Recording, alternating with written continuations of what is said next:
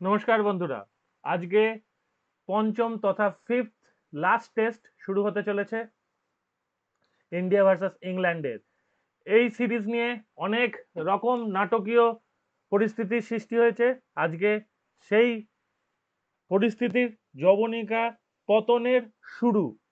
কারণ এই টেস্টে অনেক কিছু বাকি আছে। বেন স্টোকস খেলছেন না। বেন স্টোকস খেলছেন না।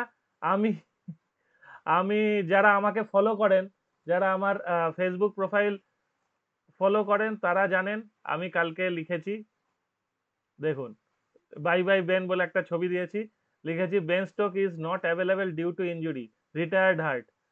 How? Because his ego was hurt. একদমই তাই। বেন স্টোকস রিটায়ার্ড হার্ট হিসাবে এই টেস্ট খেলছেন না, কিন্তু আমার মনে হয় তার ইগোটাই বেশি হার্ট হয়েছে, সেই জন্য তিনি এই টেস্টে রিটায়ার্ড হার্ট হয়েছেন। যাই হোক, সেটা আমরা জোকস করছিলাম, জোকস অ্যাপার্ট। এই টেস্টে কি কি হতে পারে, হ্যাঁ, আর একটা আপনাদের কাছে ইম্পর্টেন্ট তথ্য তুলে ধরি। ইন্ডিয়ার হয়ে খেলছেন না বুমরা। এবার বুমরা খেলছেন না, সেটা ভালো না খারাপ তার পরিপ্রেক্ষিতে আমি একটা স্ট্যাটিস্টিক্স আপনাদের সামনে তুলে ধরছি, যে out of 27 test match that Jasprit Bumrah missed, the Indian team won 19। তার মানে যে 27টা টেস্ট ম্যাচ জসপ্রীত বুমরা খেলাকালীন, মানে জসপ্রীত বুমরা যবে থেকে টিমে ঢুকেছে তারপর থেকে আজ পর্যন্ত টেস্ট হয়েছে, অথচ জসপ্রীত বুমরা অ্যাভেলেবেল নয়, এরকম 27টা টেস্ট ম্যাচ হয়েছে। তার মধ্যে 19টাই ইন্ডিয়া জিতেছে। While India team had to face defeat, মাত্র 5টায় হেরেছে আর 3টে ড্র করেছে। In Bumrah's absence India's team winning percentage in test has been 70% বুমরার অ্যাবসেন্সে। সুতরাং এটা ইন্ডিয়ার জন্য সুফল আনবে কিনা সেটাই দেখার। আর পিচটা আমরা একবার দেখে নিই, তারপর দেখা যাক। Pitch and condition, grass left on the pitch, who dares to get close enough to the pitch to analysis it fully in light of forward that kicked off on Monday. Gautam গম্ভীরের ঘটনাটা নিশ্চয়ই শুনেছেন, যারা শোনেননি তাদের বলে দিচ্ছি।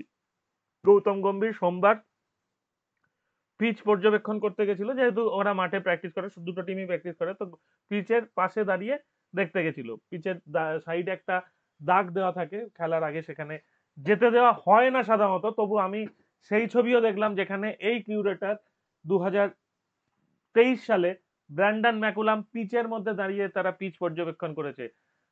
কারণ ব্র্যান্ডন ম্যাকুলাম ইংল্যান্ডের কোচ। তাহলে ভাবুন, মানে দুটো টিমের জন্য যদি আলাদা আলাদা হয় সেটা তো খুব খারাপ। যাই হোক, তিনি গৌতম গম্ভীরকে বলেছে পিচ থেকে দূরে হটো। তো গৌতম গম্ভীর যথেষ্ট মানসিকতার পরিচয় দিয়েছে, বলছে কেন, এটা তো কোনো সেরাম নিষিদ্ধ জায়গা নয় যেখানে আমি আসতে পারবো না। তো সেটার জন্যই এবার তাই নিয়ে কাগজে প্রচুর লেখালেখি হয়েছে। তো সে যা পিচ মোটামুটি দূর থেকে যা দেখা গেছে তাতে বলছে যে although plenty can change in 24 hours, green টিঞ্জ রেখে দিয়েছিল পিচে, কিন্তু 24 ঘন্টা আগে পিচ আর দেখতে দেবে না।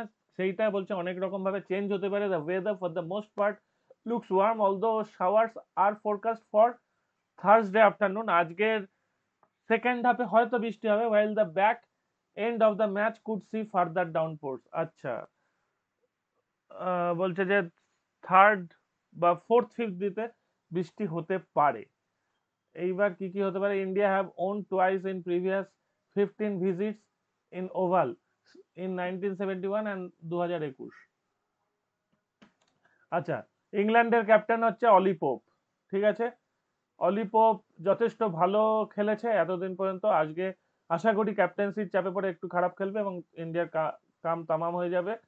জশ টাংকে নেওয়া হচ্ছে, জেমি ওভারটন ফিরে আসছে, গাস অ্যাটকিনসন আসছে। টিমে অনেক রদবদল ইয়ে থেকে, আগের টেস্টে যা ছিল সেখান থেকে স্টোকস বাদ, তারপর বাশির বাদ, মানে মোটামুটি টিমে প্রচুর বোলার চেঞ্জ হচ্ছে। এটা মোটামুটি ধরা হচ্ছে, কারণ এখনো ফাইনাল টিম হয়তো করেনি, বা এটাই হয়তো ফাইনাল।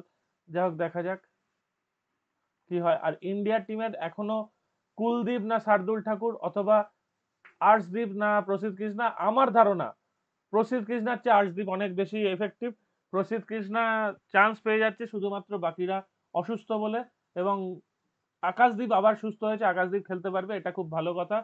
আর ঋষভ পান্ত পায়ের ফ্র্যাকচার, সেই জন্য তিনি খেলবেন না, ধ্রুব জুড়েল উইকেট কিপার হিসেবে খেলবেন, এটা খুব ভালো। যদিও ভারত থেকে উইকেট কিপার গিয়েছিল জগদীশানকে নেওয়া হয়েছিল টেস্ট টিমে, কিন্তু তিনি চান্স পাবেন না বলেই মনে হয়। তবে আগের টেস্টে যারা দুর্দান্ত খেলেছেন তাদের হ্যাটস অফ আরো একবার। আশা করি সাই সুদর্শন এবং যশস্বী জয়সওয়াল নিজের নামের প্রতি সুবিচার করবেন এবং বোলাররা ভালো পারফর্ম করে এই কন্ডিশনে একটা ম্যাচ বার করে আনবেন। আমার বিশ্বাস এই টেস্টটা ইন্ডিয়া জিতবে। এবার যদি বৃষ্টির জন্য ইন্ডিয়া হেরে যায় বা ড্র করে দেয় সেটা আলাদা, হারবে হয়তো না, কিন্তু ড্র হয়ে গেলে সেটা খুব দুর্ভাগ্য।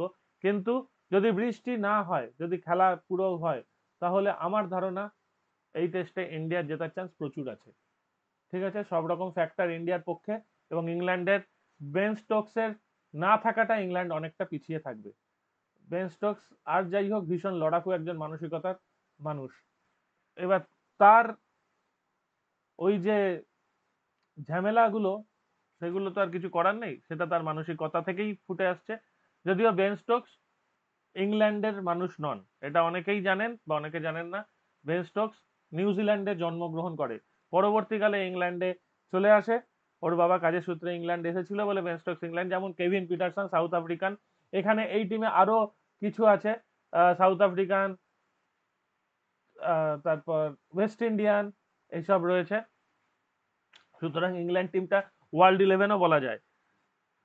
তো সেই হিসাবে যাই হোক তারা ইংল্যান্ডের হয়েই খেলে। জোফরা আর্চার কিন্তু জন্মগ্রহণ করেন ওয়েস্ট ইন্ডিজে, তারপর ওয়েস্ট ইন্ডিজ থেকে মাইগ্রেটেড হয়ে ইংল্যান্ডে এসে খেলেন। জোফরা আর্চারকে যদিও এই টিমে বাদ দেওয়া হয়েছে। লিয়াম ডসনও এই টেস্ট খেলছেন না। তো যাই হোক, আজকে দেখা যাক যে ইন্ডিয়া কেমন শুরু করে। আশা করবো ইন্ডিয়া খুব ভালো খেলবে এবং একটা জমজমাট ম্যাচ আমরা দেখতে পাবো। আচ্ছা, West Indies versus Pakistan first T20 কাল ভোর 5:30টায়। যারা সকাল সকাল উঠবেন দেখতে পাবেন, এই একটা দুর্দান্ত খেলা হতে চলেছে। কারণ পাকিস্তান এখন বেশ খারাপ টিম, আর ওয়েস্ট ইন্ডিজ নিজের ঘরের মাঠে অস্ট্রেলিয়ার সঙ্গে একটা ম্যাচও জিততে পারেনি, তবু যদি এইটা কিছু করতে পারে।